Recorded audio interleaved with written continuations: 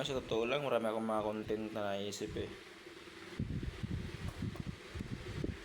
Pag hindi ko pa hawak yung cellphone, marami akong content na naisip. Ay, gagawin ko to, gagawin ko yan, gagawin ko ganito, gagawin ko ganyan. Para pag hawak ko na yung cellphone ko, wala na. Nakalimutan ko na yung kung ano yung content na gusto kong gawin. Ano sa laro, nadala sa laro ba. Siguro sa ganong mindset, ganong klaseng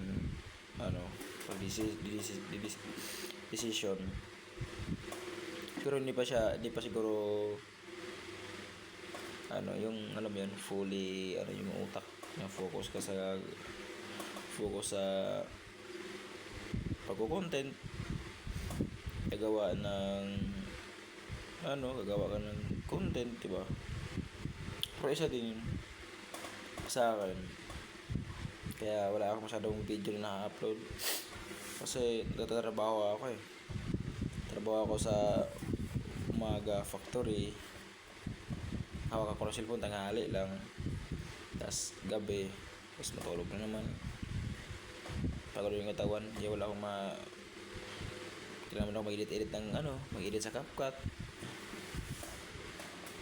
Wala lang, upload minsan, nag-upload ko ng video, walang edit, ganito lang, katulad nito, hindi ko lang ini-edit, just dire-diretso lang.